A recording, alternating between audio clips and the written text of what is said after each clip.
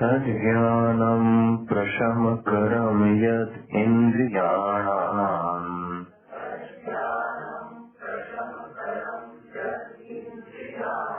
तज्ज्ञेयं यद् उपनिषत्सु निश्चितार्थम्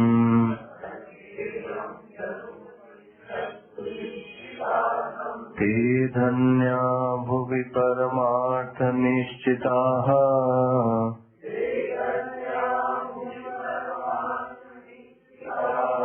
शेषास्तु भ्रमनिलये परिभ्रमन्तः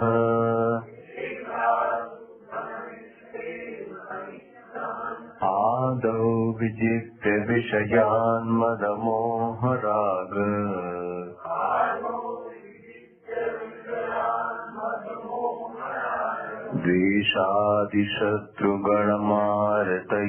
द्वेषादिशत्रुगणमारतयोगराज्याः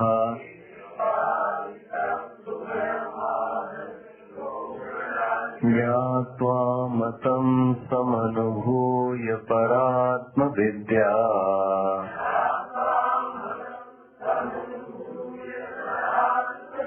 कान्ता सुखं वनग्रहे विचरन्ति धन्याः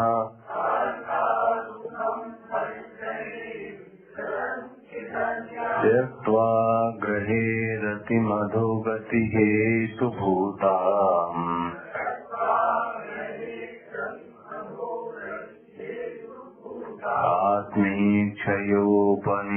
आत्मीक्षयोपनिषदवर्थरसं पिबन्तः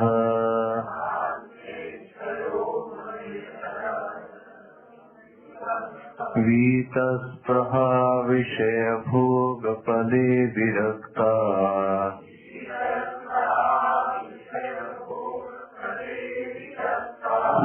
धन्याश्चरन्ति विजनेषु विरक्तसङ्गाः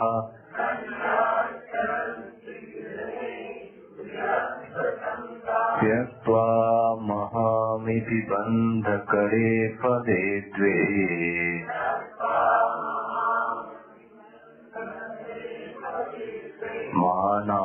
मानावमानसदृशा समदर्शिनश्च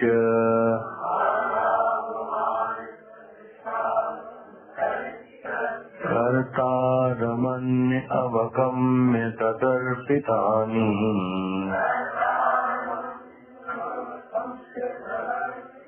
कुर्वन्त कर्म परिपाकफलानि धन्याः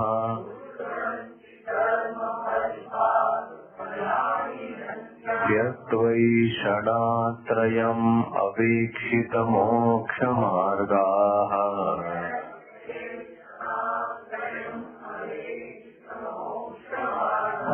भैक्षामृतेन परकल्पितदेहयात्राः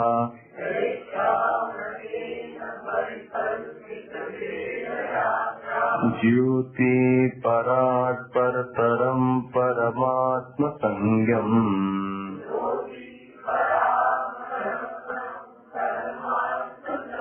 धन्या द्विजारहसि हृदलोकयन्ति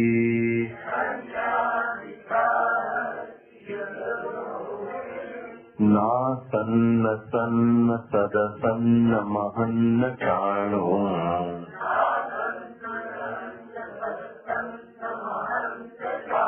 न स्त्री पुमान् नपुंसकमेकबीजम्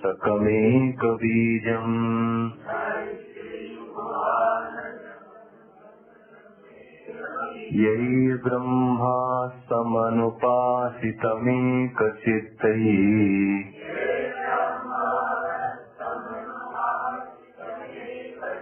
यैर्ब्रह्मा तत्समनुपासितमेकचित्तैः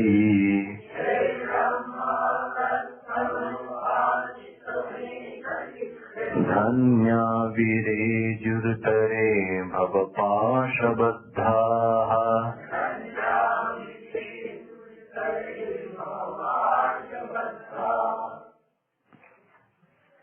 इसको किसी से मिलना है।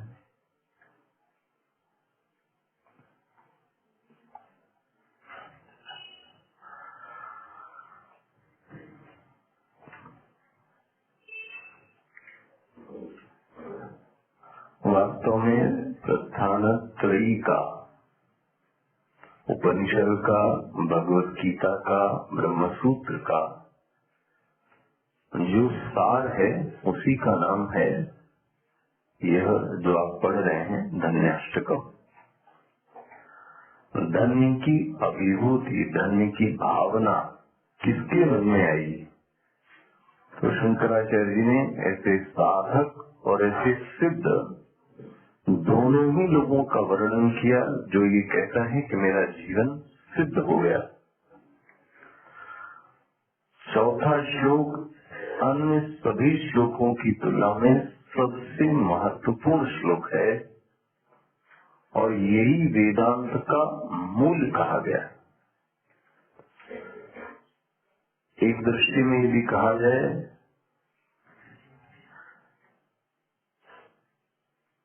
जीव की जो सबसे बड़ी विडंबना है वह यह है कि उसने अपने व्यक्तित्व को बनाया है।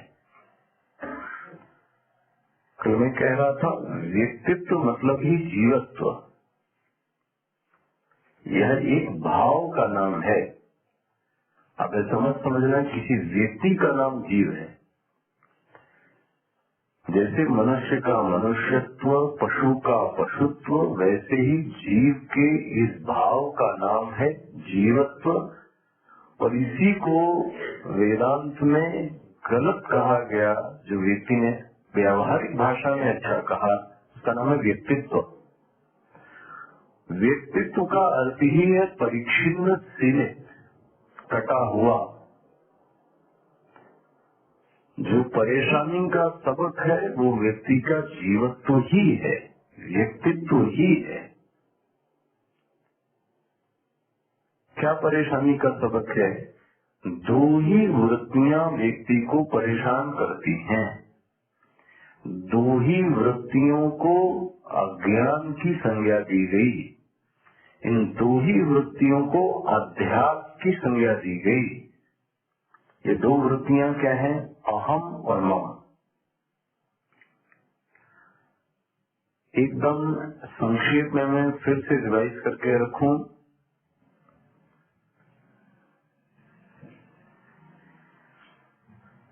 दो वृत्तियों जिससे मेरा संबंध है उसको मैंने मम की संज्ञा दे दी। ठीक है, ध्यान रखना, सबका सब कुछ मम नहीं हो सकता। पड़ोसी का सामान आपके लिए मेरा नहीं है, लेकिन मेरे घर का सामान मेरे लिए मेरा है।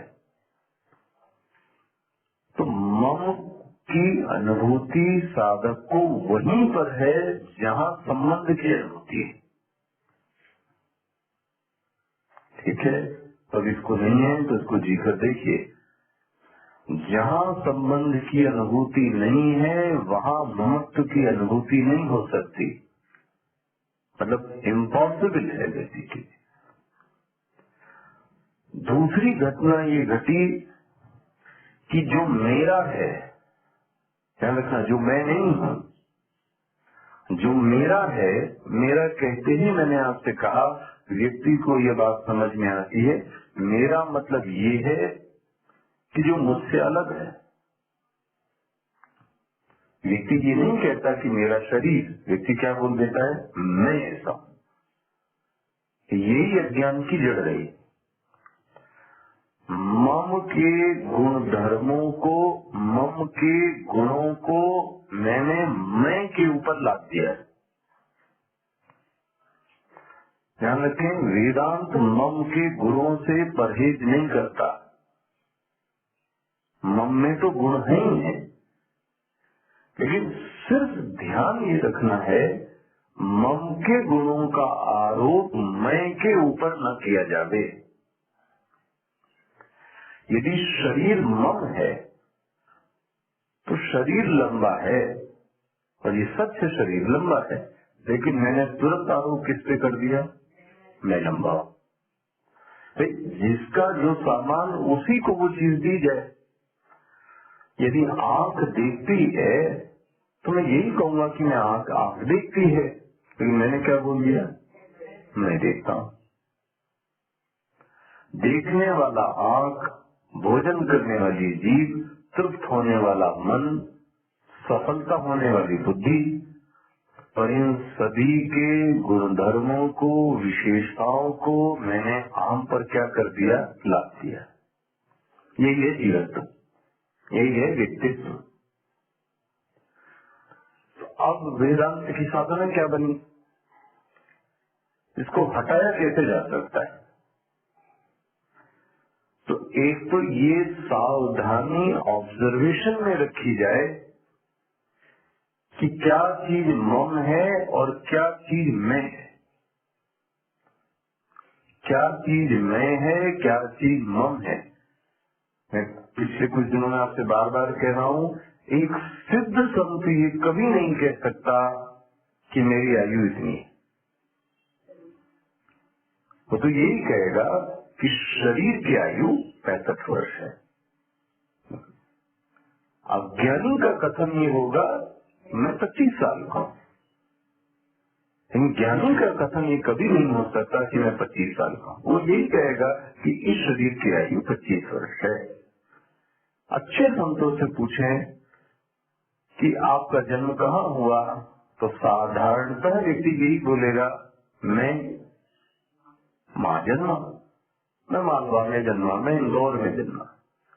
लेकिन वो क्या बोलेगा, मेरा शरीर भी नहीं बोलेगा, शरीर का जन्म वहां पे हुआ। अब देखो अंतर कितना हो गया। इस कथन से क्या सिद्ध हुआ कि ये व्यक्ति मैं और मेरे में बराबर भेद बना के रख रहा है, उनके गुणधर्मों को अपने ऊपर नहीं आने दे रहा है। ये सजगता चाहिए। कहीं आप ऐसा वेदांत सुनकर भ्रमित न हो जाएं कि मैं व्यवहार में भी ये बोलने लगूं कि ये तो ऐसा है, ये तो ऐसा है, मैं तो शरीर से अलग हूं। ये बोलने की चीज नहीं है, ये एक स्वयं की अनुभूति का प्रश्न है कि व्यक्ति जितना परेशान है वह मम के गुणधर्मों को अहम पर लाने से है। तो ये स्पष्ट देखा जाए। अच्छा, कैसे देखा जाए? कल मैंने आपको इसकी तीसरी जो पंक्ति, कर्तारम अन्यम अवगम्य, ये जीवत्व की दूसरी निशानी। जीव स्वयं को कर्ता समझता है, और आप ध्यान रखना, कर्ता कहते ही फिर भोक्ता आ गया, फिर तो सुख दुख की जितनी परंपराएं हैं सब आ गई। बोले कर्तारम अन्यम अवगम्य, मैं दूसरे को कर्ता कैसे मानूं, इसकी साधना क्या है? तो कल मैंने आपसे कहा कि गीता का श्लोक उठाइए, क्या बोला गया, गुणेभ्य कर्तारम, है ना। कब बानव से दूसरे का ये गुण है? बोले यदा दृष्टानुपश्यति, जिस दिन व्यक्ति दृष्टा भाव में स्थित हो गया, ये उठा पटक से नहीं जाएगा, ये उठा पटक से नहीं जाएगा कर्तापन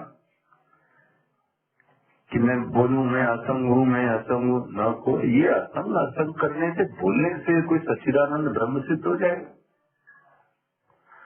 बोलने से भाव सिद्ध होगा। अब भाव थोड़े दिन में क्या हो गया, टूट जाएगा। भाव उसी का नाम ही जो टूट जाए। कई बार इमेच्योर साधक आम सच्चिदानंद ब्रह्मा, आम सच्चिदानंद ब्रह्मा, आम असंग, तो ये मानो कि क्या हो गया, ये जड़ हो गया। किसी दिन आपसे प्रश्न किसी ने कर दिया, काय का संग, तुम्हारा शरीर से संग नहीं है, तुम्हारा जन्म नहीं होगा, तो अब आपकी साधना को क्या लगेगी, ठेस। फिर तो कहने के लिए बदल दिया गया, फिर तो कहने के लिए रह गया। ये हट गया यहाँ का,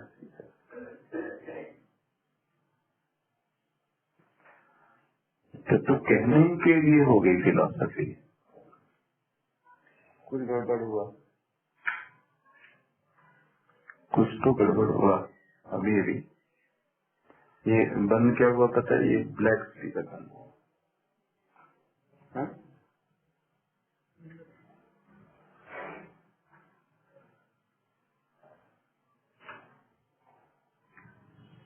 हरिओम।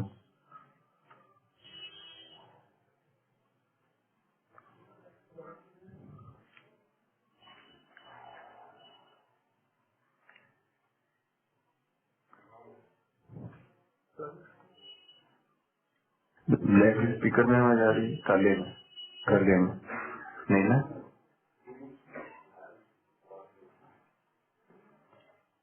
तो अभी इससे मेरी और ये व्हाइट वाला है।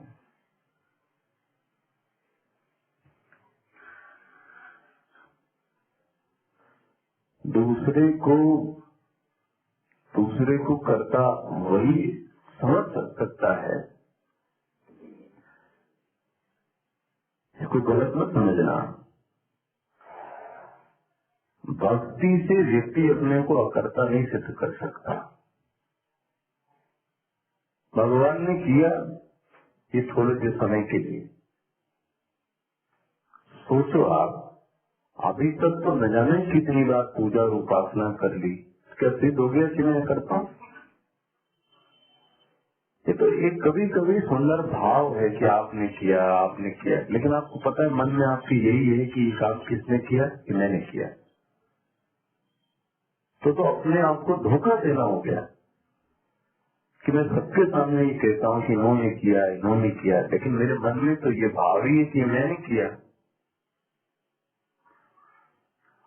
अब उपाय क्या है? कल मैंने यदा दृष्टानुपश्यति, जिस साधक ने साक्षी की सिद्धि कर ली वह व्यक्ति इन मम और अहम और अकर्ता के दोष से आजाद हो गया। कैसे? कल मैंने आपको ध्यान में दिखाया, जो मुझको जान रहा है क्या उसका कोई आकार है? पहली बात, जान तो रहा है, लेकिन जो जानने वाला अंदर चीज है क्या उसका आकार है? तो समझ गए हैं, उसका कोई आकार मतलब सीमा। पहला सिद्धांत, आकार ये सीमा दृश्य की होती है, दृष्टा की नहीं। पहला हो गया। दूसरा, जो दृष्टा है वह निराकार है। निराकार है मतलब उसकी कोई लिमिटेशन नहीं है, उसका कोई आकार नहीं दिखता अंदर, बाहर की चीजों का आकार है। घड़ी का आकार है। आकार है मतलब क्या हुआ? ये यहाँ है और ये यहाँ नहीं है। लगना आकार मतलब गोल नहीं, ये यहाँ है और ये यहाँ नहीं है। इसका मतलब घड़ी एक ही जगह है, यहाँ पर नहीं है। इसको बोलते घड़ी का आकार। देश परिच्छिन्न, काल परिच्छिन्न, वस्तु परिच्छिन्न। तो दृश्य में आकार है और दृष्टा में नहीं। पहले ये अच्छे से बैठकर ध्यान में सिद्ध कर ले। जिस दिन यह सिद्ध हो गया उस दिन एक बात कभी न कभी आपके मन में आएगी, जो निराकार होता है उसका किसी से संग नहीं होता। उदाहरण, आकाश। पृथ्वी का संग है, वायु का संग है, अग्नि का संग है। इन सभी में गुण लगे हुए हैं। देख लो, पृथ्वी में सूंघी महक है, जल में बहाव है, जल गंदा होता है, वायु भी दूषित होती है, सब कुछ दूषित है। लेकिन आकाश, इतना पानी बरसते हुए भी आकाश वैसे का रहता है। आकाश में कोई आकार नहीं।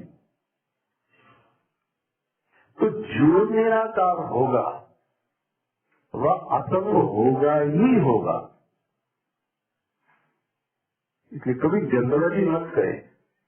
एक दिन, 2 दिन, महीने भर में इन चीजों को सिद्ध होने में स्टेप क्या हुई? पहला, दृश्य में आकार है, दृष्टा में नहीं। और एक सावधानी मोल रखें तो आनंद है। ये दृष्टा मतलब कोई और नहीं, कल मैं कह रहा था, आपने कल आंख बंद करके जो भी वृत्तियों को देख रहे थे वो कौन है? वो दृष्टा है। दृष्टा नाम का कोई व्यक्ति है, दृष्टा भगवान है, दृष्टा पड़ोसी है, कुछ नहीं। मैं स्वयं दृष्टा हूँ। शरीर नहीं, मन नहीं, बुद्धि नहीं। जो शरीर को भी, जो मन को भी, जो बुद्धि को भी जान रहा है वो दृष्टा है। बुद्धि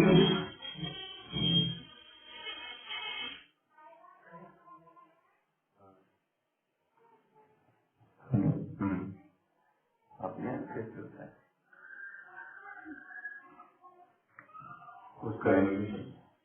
उसका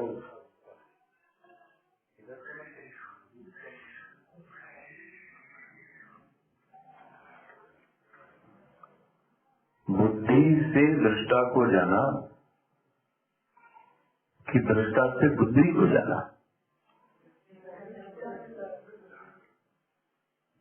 यदि वेदांत को सिर्फ किताबों में पढ़ा है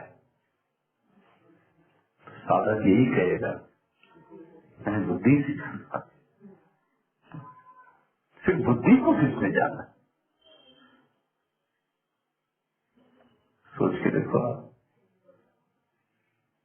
फिर बचा कौन?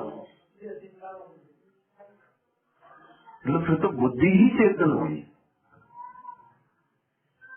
जब आप इसको अनुभूति में लाएंगे, सिर्फ पढ़ने के लिए नहीं हो, मैंने बुद्धि से चेतन को नहीं जाना, चेतन के जरिए से बुद्धि को जाना, ये इतना आसान नहीं है समझना।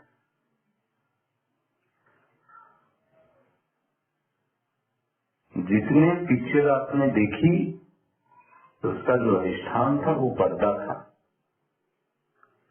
ठीक है? पर्दे पर पिक्चर दिखी, पिक्चर में पर्दा नहीं था। सोचिए देखना क्या कहा जाए। जब पिक्चर नहीं चल रही थी तो भी पर्दा था, उठा पटक हो रही थी तब भी पर्दा था, आग लग गई तब भी पर्दा था, लेकिन पर्दे की ओर किसी का ध्यान? कितने लोगों ने देखा कि पर्दा क्या है? सब प्रफुल्लित हैं, आनंदित हैं, लेकिन पर्दा कोई नहीं देख पाया। पर्दे के कारण वह दृश्य जगत दिखा। कौन सा? जो आप देख के आए, वह पूरा का पूरा दृश्य जगत पर्दे पर था, पर्दे में था। जितना रोना गाना नाचना था वो सब पर्दे पर था, लेकिन पर्दे को कोई नहीं देख पाया। यही चीज यहाँ पर है। बुद्धि से जाना ये एक सेकेंडरी सत्य है, अभी वह साधक वहां नहीं पहुंच पाया।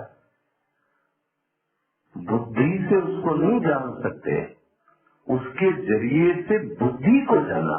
यही अच्छे अच्छे साधक ध्यान की एक स्थिति में आने के बाद यहाँ फंसते हैं। सबको तो जान लिया, बोले घड़ी को आंख में जाना, आंख में मन को, ये बहुत आसान है, थोड़ा सी एकाग्रता की जरूरत। आखिरी जब स्थिति आई तो बोला गया जगत को बुद्धि से नहीं जाना, और जगत को बुद्धि से जान लिया तो बुद्धि को चेतन ले जाना। ये बात समझ में आ जाए तो जो दृष्टा है, पहला स्टेप वो कौन है? वो मैं हूं। कहीं दूसरे के ऊपर प्रैक्टिकल मत कीजिए। दृष्टा मैं हूं, तो मैं हूं दृष्टा, तो दृश्य में आकार है, दृष्टा में तो कोई आकार है नहीं। यदि आपको आकार दिखता है कभी तो ध्यान रख लेना, शरीर की बात कर रहे होगे आप, मन की बात कर रहे होगे, बुद्धि की बात कर रहे होंगे, उसकी बात नहीं कर रहे होंगे। हो गया मैं दृष्टा हूँ, शरीर में आकार है, दृश्य में आकार है, दृष्टा में कोई आकार नहीं है। तो दृष्टा कैसा हो गया? निराकार। मतलब निराकार कौन हुआ? मैं हुआ। आप सेकंड रिलेशन को स्टेब्लिश कीजिए।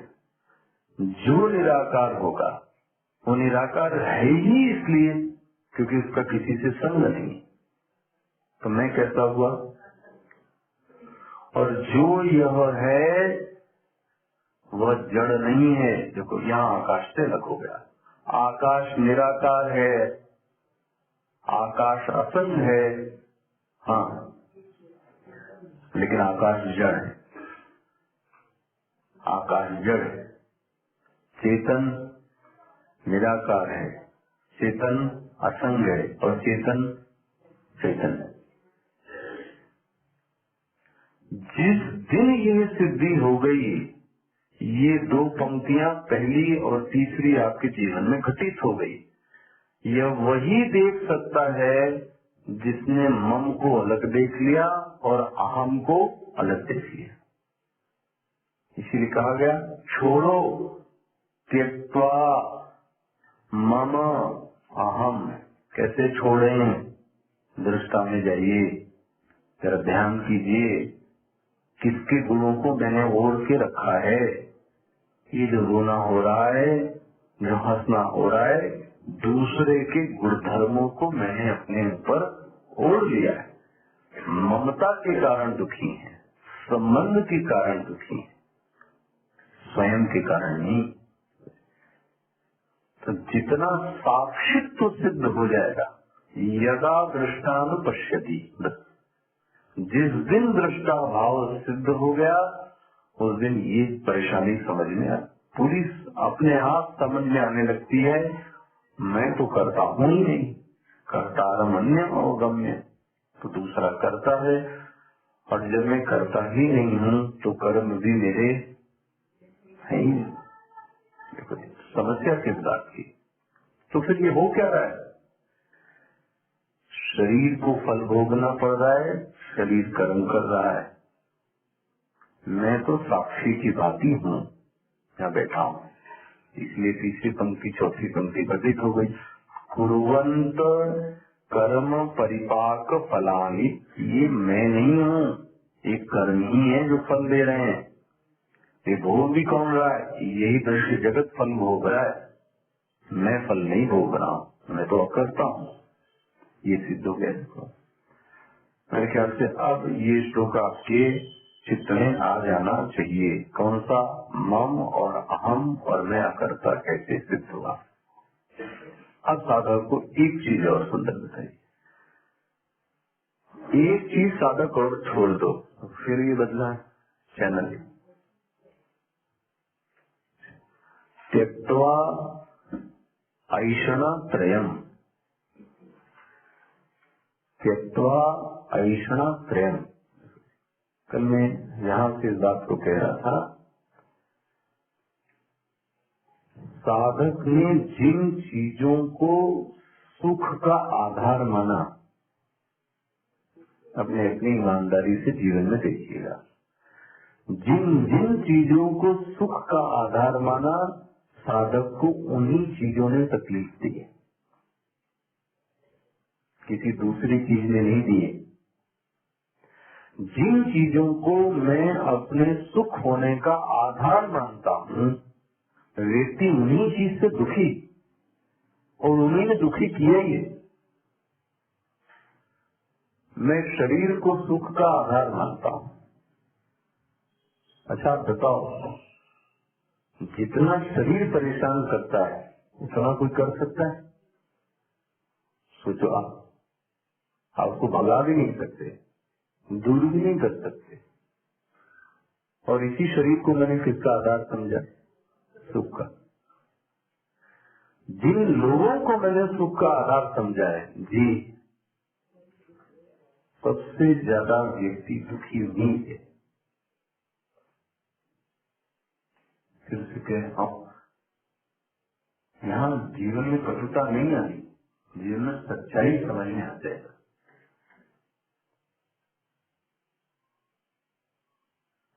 राम किंकर महाराज जी कहते थे, ये ऐसा के ऊपर मुझे याद आया, स्वामी जी ने बोला ये जो लोकेशन है, यश, ये व्यक्ति को क्या देता है? बड़ा सुख देता है। मेरा नाम हर जगह है, हर जवान पर मेरा नाम, हर कमरे में मेरा नाम। जिस व्यक्ति को थोड़ा यश होवे, आप उससे पूछ के देखिए कि उसका क्या हाल है। आप मुझसे पूछिए कि मैं हर जगह जा सकता हूँ, हर जगह बैठ सकता हूँ, लोगों के मुंह से नाम सुनना तो बड़ा अच्छा लगेगा, लेकिन आपको पता है यही यश आपके लिए बंधनकारी हो। मतलब एक इंग्लिश में शब्द बोलेगा वल्नरेबल। जिस व्यक्ति का जितना यश है, आपको पता है वो व्यक्ति उतना ही ज्यादा भयभीत है। बहुत बंध गए किस चीज से? यश से। दुनिया को यश अच्छा लगता है कि इनका कितना नाम हो। जितना बड़ा व्यक्ति हो गए, जितना बड़ा व्यक्ति हो गए उतना उसका नाम। लेकिन जिसका नाम है आप उससे पूछ के देखो जरा। वहां दृष्टांत राम किंकर जी ने जो दिया, वो दिया एक व्यक्ति को, गृहस्थ व्यक्ति को एक सोने का 5 किलो का मुकुट पहनाया गया। कितना? 5 किलो। आपको कितना अच्छा लगेगा? 5 किलो का मुकुट। क्या बात है, कितना स्वर्ण है, कितना अच्छा लग रहा है, दिखने में कितना सुंदर लग रहा है, चमकदार है। लेकिन जिसने ये 5 किलो अपने ऊपर ओढ़ा है उससे पूछ के देखो जरा। उसके लिए 5 किलो चाहे लोहा हो और चाहे 5 किलो चांदी है, उसके लिए क्या वो 5 किलो का बोझा। लेकिन जिसने पहना है उसके लिए बोझ, और जो देखने वाला है उसके लिए आनंद है। ये दुनिया का ऐश्वर्यों का संबंध है। दुनिया को अच्छा लगता है, उसकी अनुभूति दुनिया में कर सकती है, लेकिन जिसके ऊपर वह बोझा है उससे आप पूछ के देखो, ये ऐसा है। लोकेशन बड़ी अच्छी लगती है, आपसे बताऊं। ये 3 आप, क्योंकि आप ऐसा बहुत बार सुन चुके होंगे अन्य संतों से। लोकेशना, वित्तेषणा, पुत्तेषणा, काम, धन की ऐसा, ये भी छूट जाती है, आपसे बताओ। मतलब पुत्तेषणा भी छूट जाती है, वित्तेषणा भी छूट जाती है, लेकिन लोकेशना बड़े बड़ों की नहीं छूटती। महाराज संतों की नहीं छूटती। आपसे क्या बताऊं, संत का नाम भी ऊपर नीचे हो गया, बड़ा हो गया, छोटा हो गया, नाम नहीं छपा, बाद में लिया, पहले लिया, आप देखा आतंक है लड़ाई झगड़ा की। तो मतलब क्या चाहिए आपको? अपना नाम। तो ये तो लोकेशना हुई ना। जिसको नाम लेना हो वो ले, उसमें आपका बस नहीं चलता।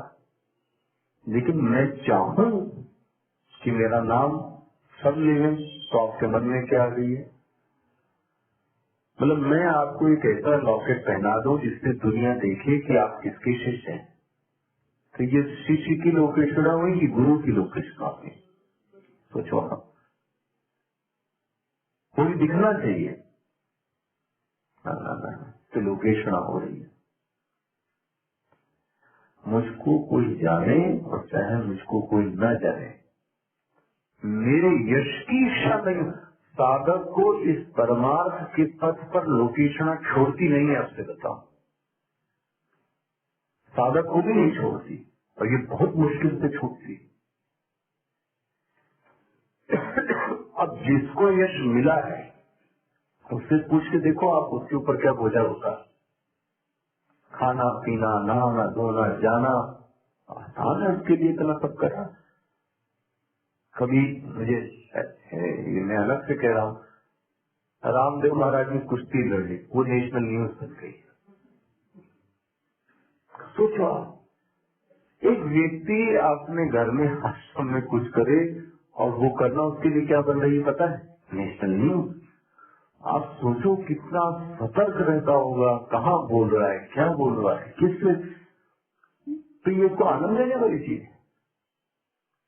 आप किसी से बात भी न कर सकें, कहीं जा भी ना सकें, कहीं खा भी नहीं सकें। क्यों?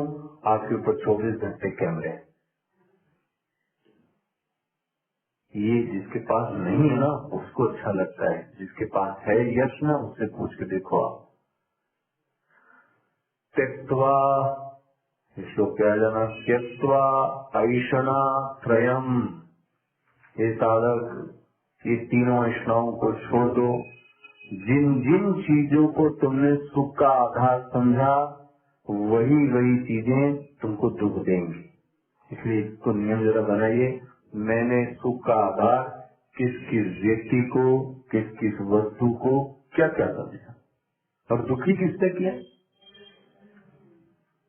समाज के दूसरे लोगों ने नहीं किया है, उन्हीं लोगों ने किया है। जैसे सावधान। अवेक्षित मोक्ष मार्ग, उस मोक्ष के मार्ग पर बढ़ो, जिज्ञासा पैदा हुए। देखो ये जो एलोकेशन और ये है, अब जब और भागवत को पढ़ें तो वसुदेव महाराज ने भी बोला कि भगवान ने मुझे फंसा दिया। किसका कहना है ये? कृष्ण भगवान के पिता। अच्छा खासा मेरे चित्त शुद्ध हुआ था और मेरे मन में पुत्र भाव जागृत हो गया, और मैंने किसको मान लिया कि ये पुत्र के रूप में आए, और उसके लिए मुझे इतना जीवन झेलना पड़ा। मैं अब नहीं चाहता कि कृष्ण पुत्र बनकर आए।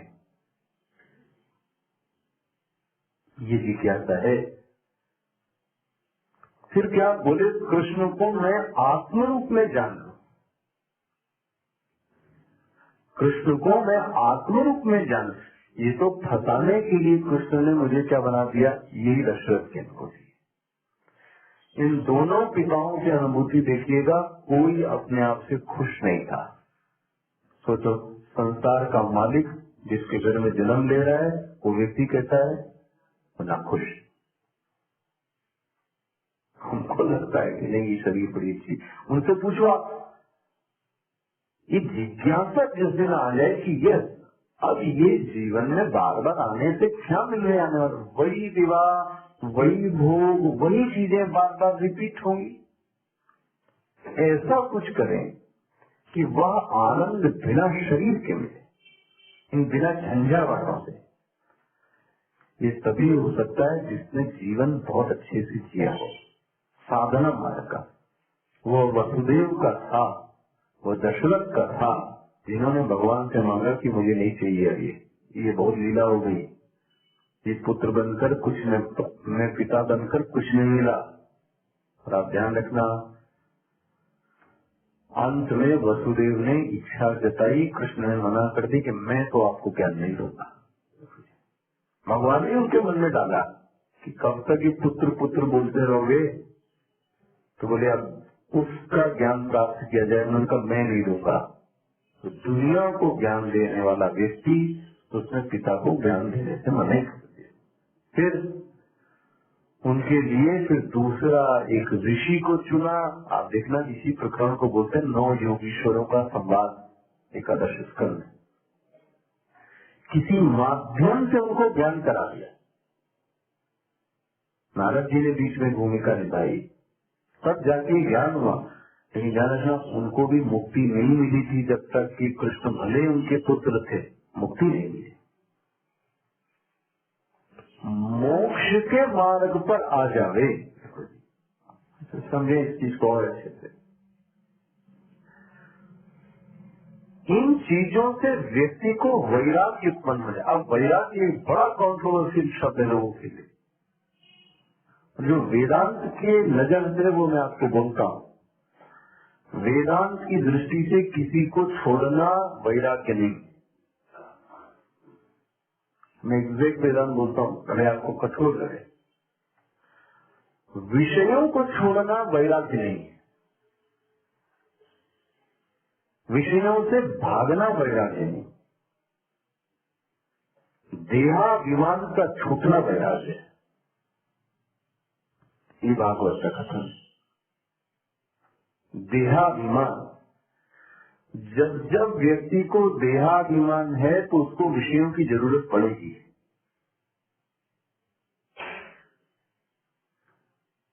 नहीं है क्या? सोच के देखो।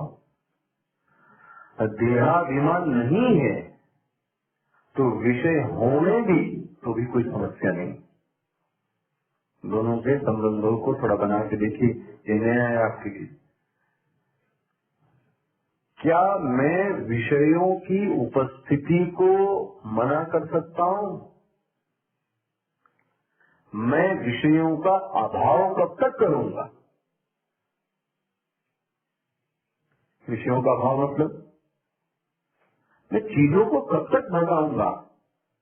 भगाते भगाते तो जीवन चला गया, और भगाने में मेरी शक्ति चली गई। तो विषयों का अभाव होना वैराग्य नहीं है।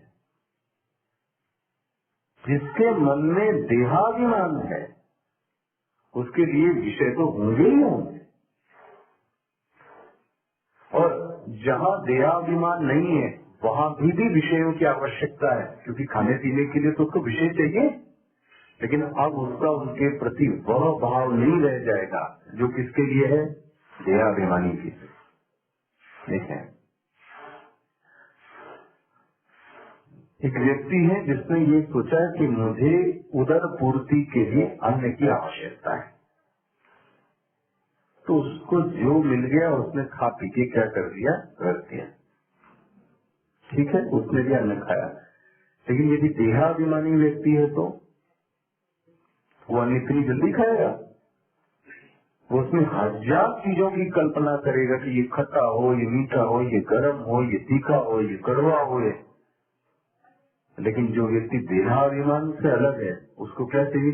पेट भर जाए, इसीलिए भोजन की आवश्यकता। भोजन का प्रयोजन क्या है? उदर पूर्ति, जिससे शक्ति आवे। वो मिल गया, खत्म, आगे बढ़ो। ये है देहाभिमान। जिस दिन व्यक्ति का देहाभिमान छूट जाए, जी समझ लेना उसको वैराग्य हो गया। देहाभिमान मतलब इन चीजों को ही सबसे ज्यादा वैल्यू देना। शरीर, मन, बुद्धि, मैं सिर्फ उधर की बात नहीं कह रहा हूँ, बुद्धि वाला भी, ये भी देहाभिमानी व्यक्ति। ये सदैव रोने गाने वाला व्यक्ति, ये भी अभिमानी व्यक्ति। वैराग्य का अर्थ है देहाभिमान से मुक्ति। जिस दिन देहाभिमान छूट गया उस दिन विषय व्यक्ति को परेशान नहीं करते। ध्यान रखना, विषयों का अभाव नहीं, विषय तो रहेंगे, पहले भी थे, अभी भी हैं। आप साधक बनो और चाहे आप साधक न बनो, बाजार तो रहेगी। बाजार को मना नहीं कर सकते, लेकिन मैं अपनी दृष्टि को क्या कर सकता हूँ? मैं बाजार को ही हटाने में लग जाऊं, मैं दृश्यों को ही हटाऊं, मैं विषयों को ही हटाऊं कि मुझे वैराग्यवान बनना है इसलिए मैं सबको हटाऊं। ना ना ना ना, ये साधना का क्रम नहीं। त्यक्त्वा ऐषणा त्रयम्, तीनों ऐषणाओं को पुत्तेषणा, वित्तेषणा, लोकेषणा, इनको छोड़ो साधक। क्या करूं? अवेक्षित मोक्ष मार्गा, जाके सत्संग ज्ञान की बातें सुनो, मोक्ष की ओर बढ़ो, वैराग्य को जीवन में लाओ, वरना ये मोक्ष का मार्ग प्रशस्त नहीं हो सकता। देहाभिमानी व्यक्ति मोक्ष के मार्ग पर नहीं जा सकता, उसके लिए तो शरीर बहुत कीमती चीज। कौन है ये व्यक्ति जिसने ये किया? देखो, उस पर्सन का नाम लेते हैं, द्विजाः। कहाँ पे ये पंक्ति? चौथी, द्विजाः। इस व्यक्ति का नाम है द्विज, द्विज मतलब जिसका 2 बार जन्म हुआ। तो एक तो माता के गर्भ से हुआ ही हुआ, दूसरा संस्कारों के माध्यम से हो। इसीलिए हम क्या संस्कार लाए गए, ये जो 16 संस्कारों की बात आई थी वो इसीलिए आई थी। व्यक्ति संस्कारों से शुद्ध होता है, शरीर बढ़ने से नहीं। शरीर तो बढ़ गया लेकिन बात तो वही की वही रहेगी इस व्यक्ति की। जिसने अब नए विचार नए ज्ञान से अपने आप को नया जन्म दिया, वो व्यक्ति क्या कहलाएगा, द्विज। ये व्यक्ति कौन है, द्विजा। कौन है द्विजा, जिसने तीनों वैष्णवों को क्या कर दिया, छोड़ दिया, जिसने अवेक्षित मोक्ष मार्गा, जिसने मोक्ष की ओर क्या किया, पढ़ा। अच्छा, क्या करता है, ज्योति ही पर मिल रहा है, परात परतरम, परात परतरम। पर मतलब प्रकृति, प्रकृति से भी जो ऊपर है, परात्परम, जो प्रकृति से भी ऊपर है वो कौन है, बोले ज्योति। ध्यान रखना, ज्योति कहते ही अग्नि की ज्योति ये सब मत लाना, ये सिर्फ सरदर्दी मोल देंगी आपको, सिर्फ भावना होगी, थोड़े दिन में टूट जाए। तो मन की भावना है। किस उपनिषद में, किस वेदांत में बोला गया कि चैतन्य ज्योति के आकार का है? ज्योति का अर्थ चैतन्य है। जैसे उस ज्योति को जानने के लिए किसी और ज्योति की आवश्यकता नहीं है, इसी तरीके से ज्योति से कहा गया कि वह जो तत्व है वो कैसा है, चैतन्य है। इसलिए शब्द क्या बोला जाता है, ज्योति स्वरूप। परमात्म संज्ञम, देखो जी, उसी को किसकी संज्ञा दी गई, परमात्मा। वही कौन, वही ज्योति स्वरूप, वही जो प्रकृति से ऊपर है, उसी को क्या नाम दिया गया, परमात्मा संज्ञम नाम दिया गया। संज्ञम मतलब नाम। किसने दिया, द्विजा। बोले ये हो गया। एक जब आपने बोला कि यह देहाभिमान से अलग है, ध्यान करता है, महाराज जी ये खाना क्या खाएगा, इसका जीवन कैसे चलेगा, जीवन के लिए बोलते देखो, भैक्षामृतेन परिकल्पित देह यात्रा। वाह, वह जीवन में भैक्षा वृत्ति से रहता है। बहुत सावधानी से समझना, भैक्षा वृत्ति मतलब क्या, भैक्षा वृत्ति मतलब क्या, जीवन यापन के लिए व्यक्ति को अन्न या किसी चीज की भी अन्न कोई भिक्षा नहीं कहते, ध्यान रखना। सामान को भी क्या बोलते हैं, भिक्षा है। जो उस व्यक्ति को जीवन की उपयोगी चीजें चाहिए वो क्या करता है, कमाता नहीं है, कमाता नहीं है। लोग उसको क्या करते हैं, दे देते हैं। किस लिए दे देते हैं, किस लिए दे देते हैं, क्योंकि इसने अपने आप को कहीं बड़ी जगह क्या किया है, इन्वेस्ट करके रखा है। तो समाज का क्या कार्य बना कि मैं इन चीजों को क्या करूं, सावधानी, भिक्षा सबको मांगने का अधिकार नहीं, भिक्षा सबको मांगने का अधिकार नहीं, साधुओं में भी नहीं। जिस साधक ने अपने आप को उसकी ओर झोंक के रख दिया, अब उसके लिए समाज क्या करता है, समाज क्या करता है, आप बोले आप भाई मैं अभी प्रातः काल उठूं, अब मैं चूल्हा जलाऊं और आटा सानूं और तेल नमक नून चालू करूं, तो आप मुझसे क्या कहेंगे, आप तो पढ़ाइए, आप अपना काम कीजिए, हम वो सब व्यवस्था कर देते हैं। ये व्यक्ति कहता है ना, आप गैस, ये आश्रम के ऐसे तो चलते हैं सब आश्रम। आप गैस ले लो, आप सिलेंडर लो, आप सब्जी लो, आप फल लो, ये खाना लो, ये सब आप ले लो, आप अपना काम कीजिए। तो समाज ने क्या किया, आपको क्या कर दी, मदद की कि नहीं की? ये क्यों की?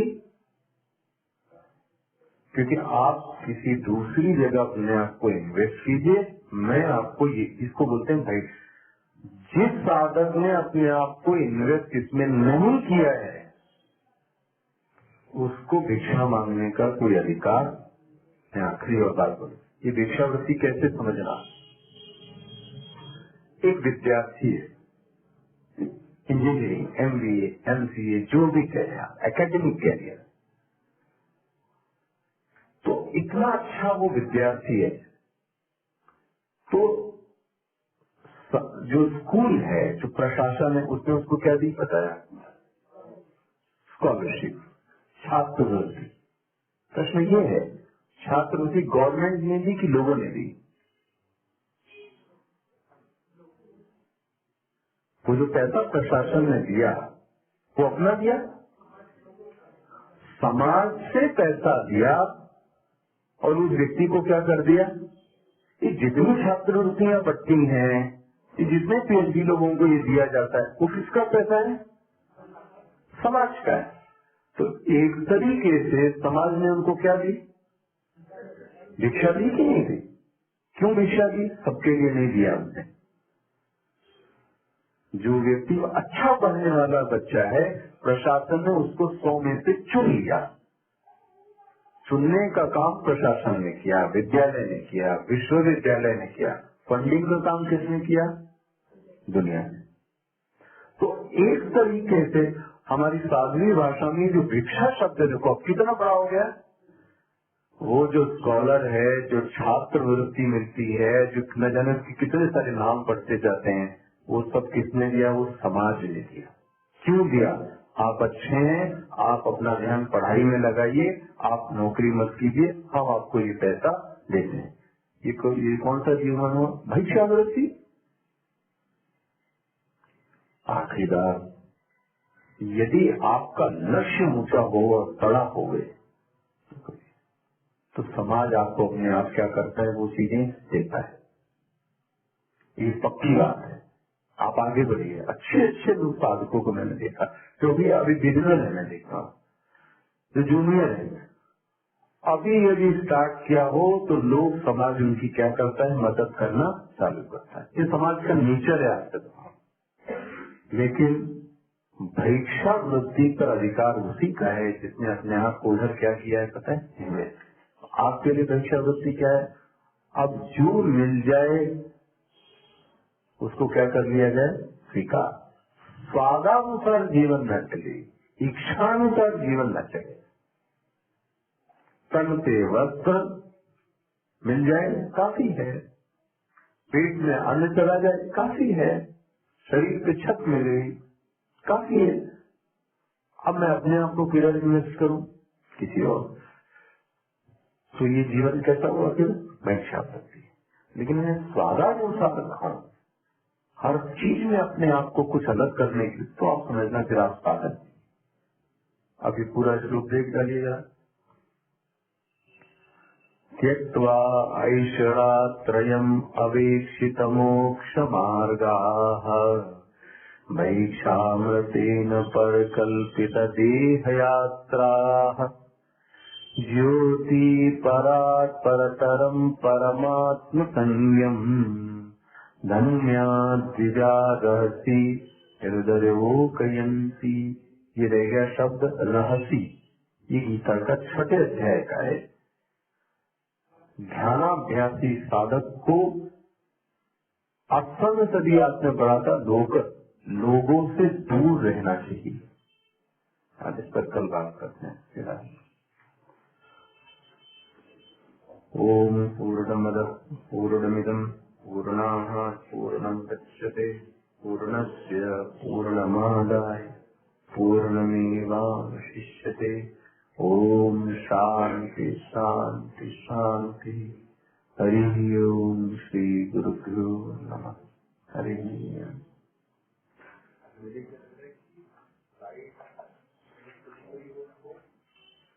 वो